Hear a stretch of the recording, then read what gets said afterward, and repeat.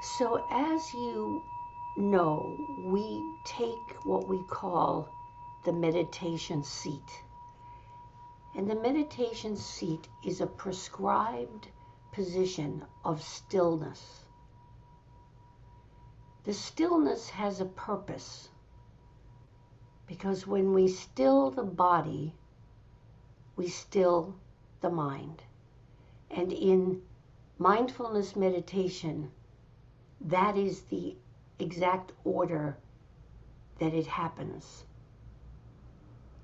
We still the body to still the mind. So here's the way that we sit. To review for those of you that know this by heart, and for newcomers, this is the way we do it. You make sure if you are sitting, and the directions will be for the seated posture, but just apply it. If you have to stand because of a physical challenge, you're lying down, just apply what I say in the best way possible. So your sit bones are in contact with the chair. Your feet are planted firmly on the floor so that you have a sense of contact, almost as if you were touching the earth, Mother Earth, welcoming you. And your feet and toes become the roots of the tree that you become. Bamboo tree, maybe an oak tree, a very solid tree.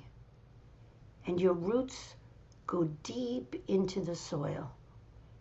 And as you're doing this, you can have your eyes open or closed. Eventually, I'll ask you to close them. But if that's not available to you, don't worry about it. It's whatever works for you. I always like to say there's no right way, there's no wrong way. There's just a way that works for you. So your feet are there, hip distance apart. Your hands are perhaps resting on your thighs, either palms down or palms up or in a mudra. Your hips are solid. The trunk of your tree is your spine. And the spine is nice and tall. The back body is erect like a mountain. The front body is a little soft. That's where you're going to feel, hopefully, your breath. The shoulders relax. They drop away from the ears. And you just sense in space where you are and go to the crown of your head. And the crown of your head strives toward the sky. And I love this new image that I got from Ram Dass. He says to keep yourself upright so that you don't slump over during the meditation. Imagine the top of your head having to hold up the ceiling. It just sort of pulls you up a little bit. The back of the neck gets longer. The tip of the nose just maybe angles a hair down. And this is what we call your seat. So you come to your seat and you show up for yourself in your body as it is right now. And bring your attention as you allow your eyes to close, if they aren't already, to your breath. The breath in this practice travels in and out of the nose. If that's not available to you, again, no fuss, just do what you can. And notice the air at the tip of the nostrils traveling in, traveling out. You're intentionally focusing your attention to the breath. simply noticing it. Don't change anything. Don't make the breath happen. Just allow it. Equanimously allow your breath to just be as it is.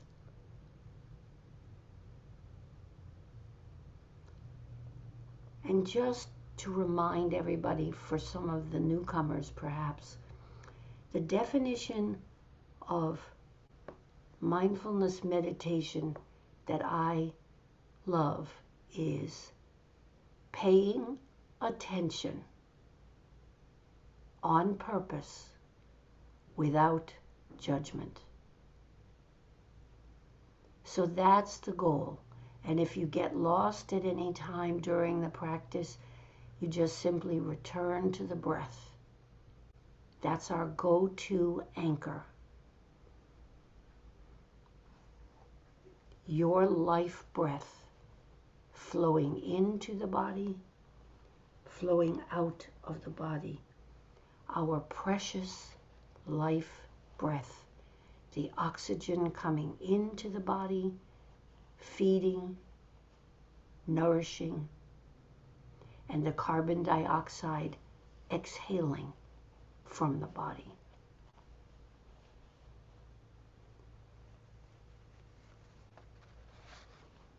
And just stay with that for a few moments of silence.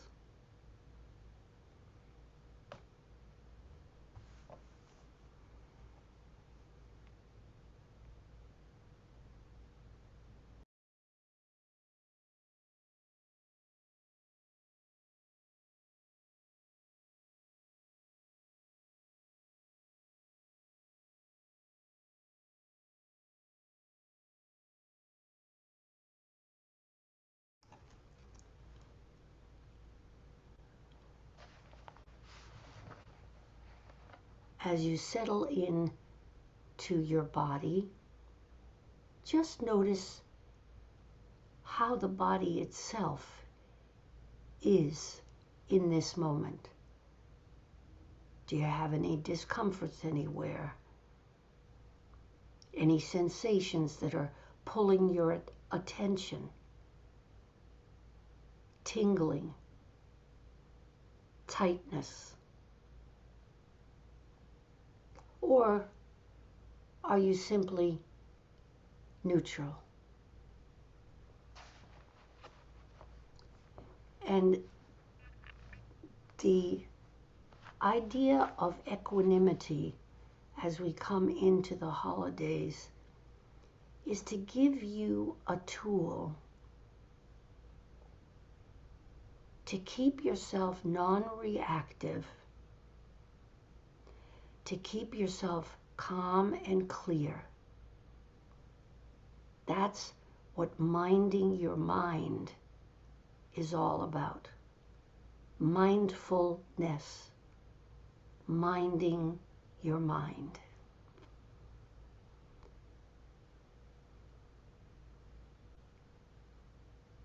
So, keeping this in mind, that having equanimity is a neutral position, just allowing whatever comes into your field, allowing it or the person or the circumstance to just be. No reaction,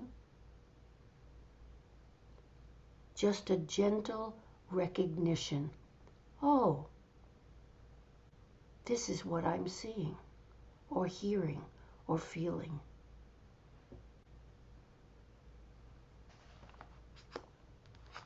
So the phrase that we're going to use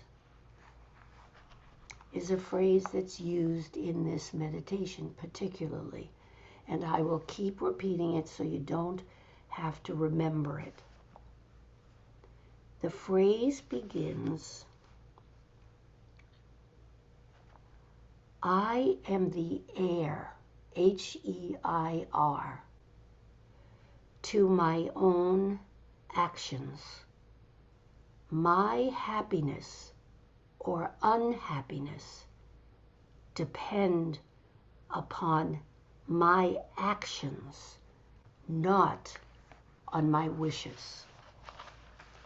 So I will say that again before we start into the practice.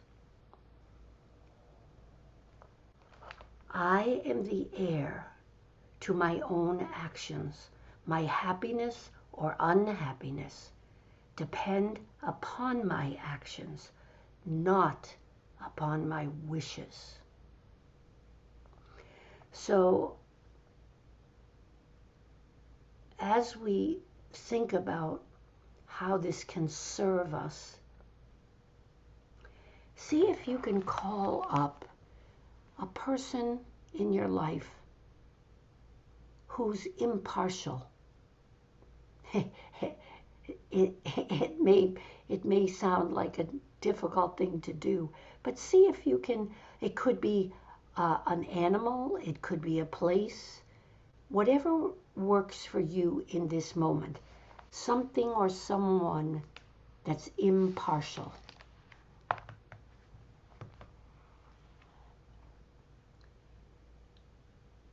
And say to this person or to yourself, you are the heir, or I am the heir to my own actions. Your happiness or unhappiness depend upon your actions, not on my wishes. And just hold this person or thing that you've chosen in your thoughts. And yes, I did say thoughts.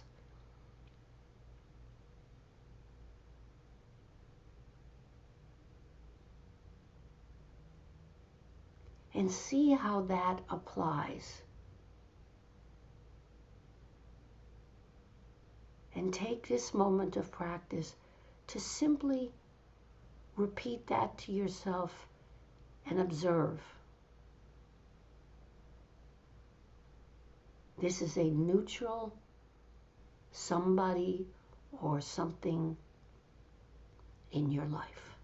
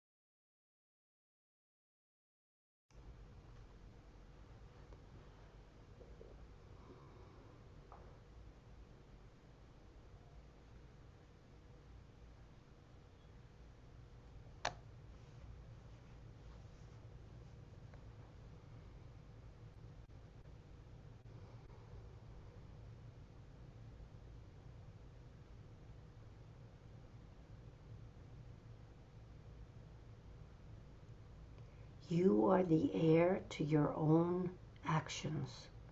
Your happiness or unhappiness depend on your actions, not on my wishes.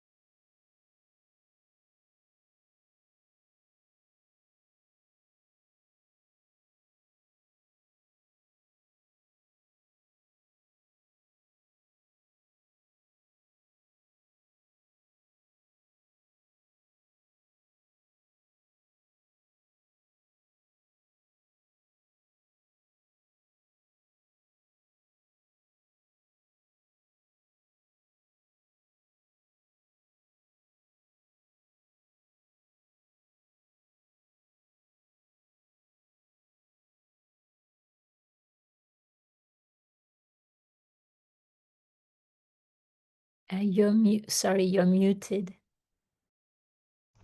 Thank you so much. I just texted that to you, Jane. Sorry. Yeah, thank you. So we're going to move on to a new person. The person is going to be a benefactor or somebody who supports you. And we're going to perhaps include the word karma. Karma is often misunderstood, and it's translated from I'm not sure if it's Pali or Sanskrit, and it actually means work, the action that we do.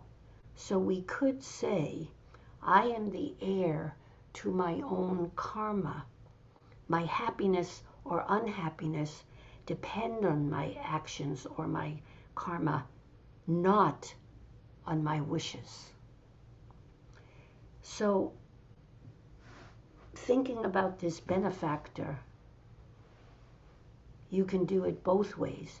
You are the heir to your own actions or karma, or I am the heir to my own actions and karma. Your happiness or unhappiness depend on your actions, not on my wishes or not on your wishes. So call this to mind and work with this. And again, if this is confusing, if you don't like it, just come back to being in your body, in your seat, with your breath. Simply breathing in and out, and in and out. Or you could focus on a sound.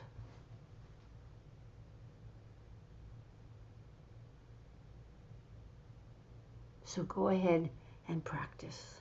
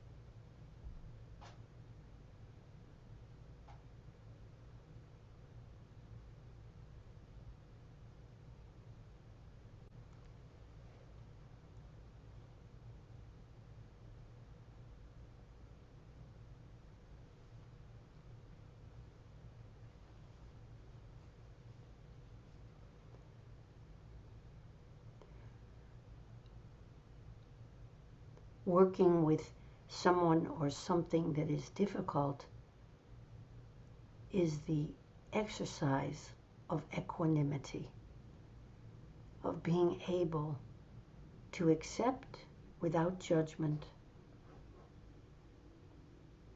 and remain in the most neutral posture for your body, for your mind, your emotions, and simply stay with this a few moments longer.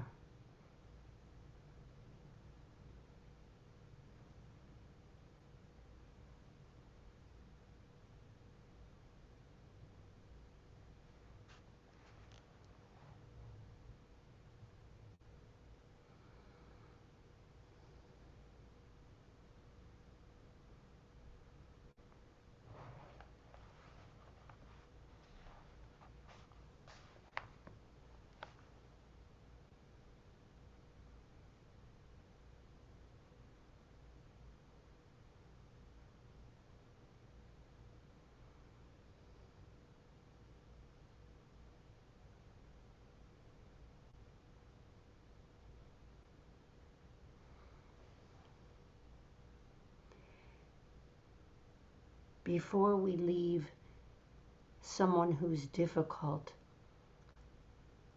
it's really wonderful to be able to think in such a way that that difficulty, of course, is all about your reaction, but it's not personal. If we can learn to just be accepting of what we see without judging it, that person is that person. It's neither good nor bad.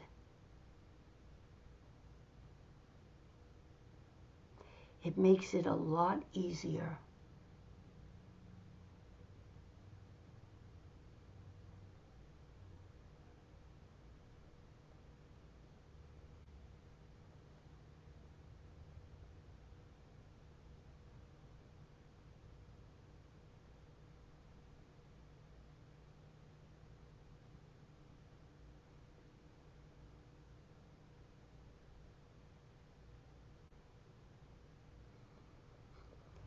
And now we're going to change the direction again.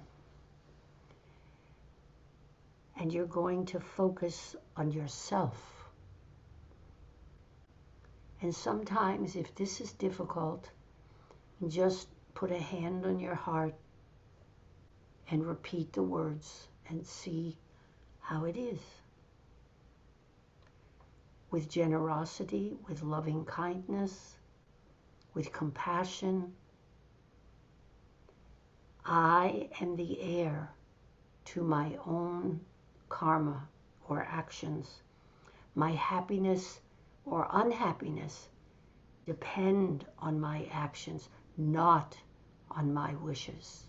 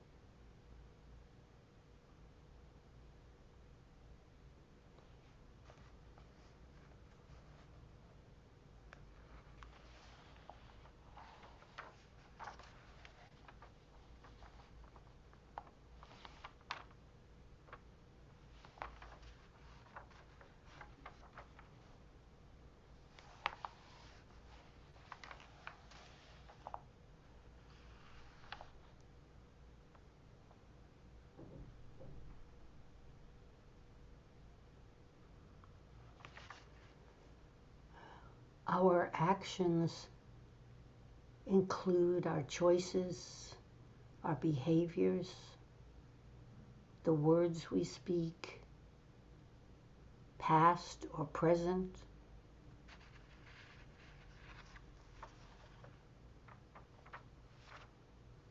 And the more conscious and awake, the more mindful we are,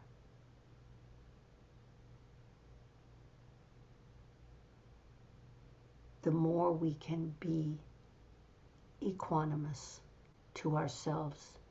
And if we can be that way to ourselves, then we can be that way no matter what situation we're in.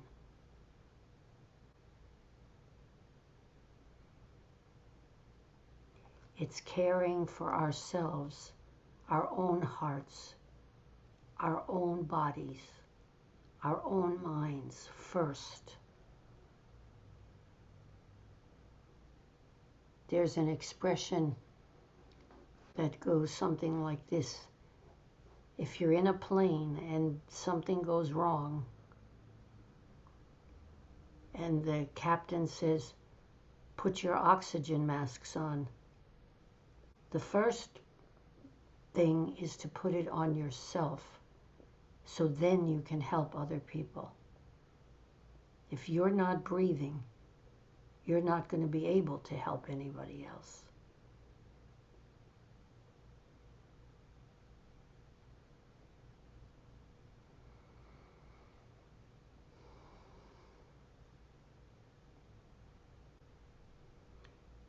So before we move on, just remember that this is a choice. And as we come into this period of time that for many of us can be very challenging,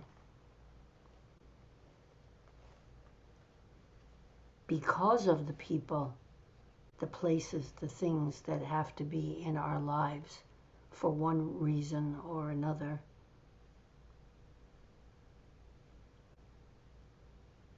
we can bring this sense of calmness, of peacefulness, of equanimity with us.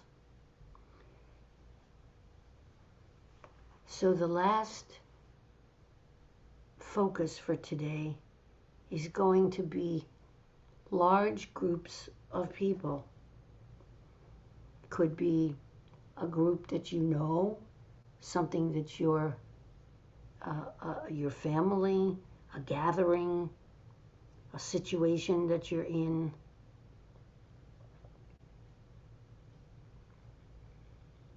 Any gathering of people.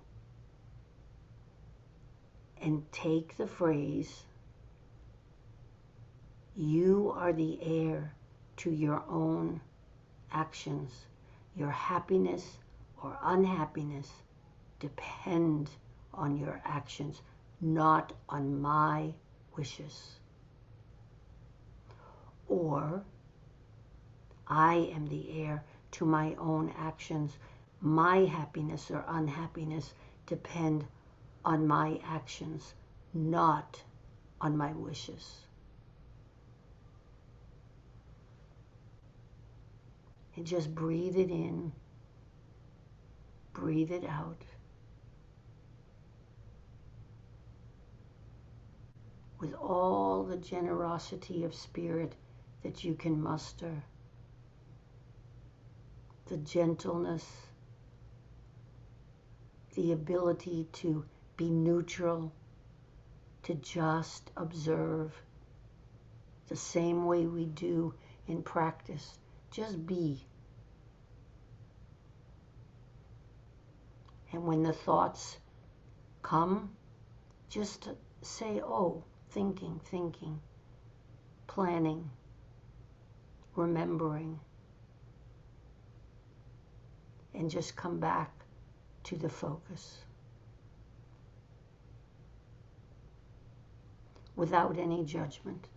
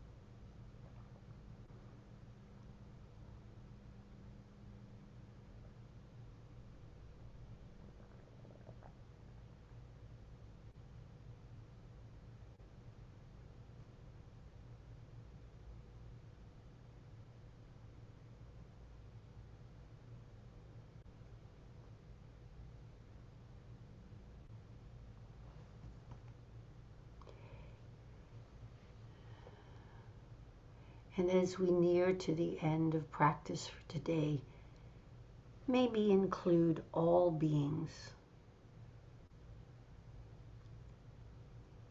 or whatever you find that works for you as you have practiced. May all beings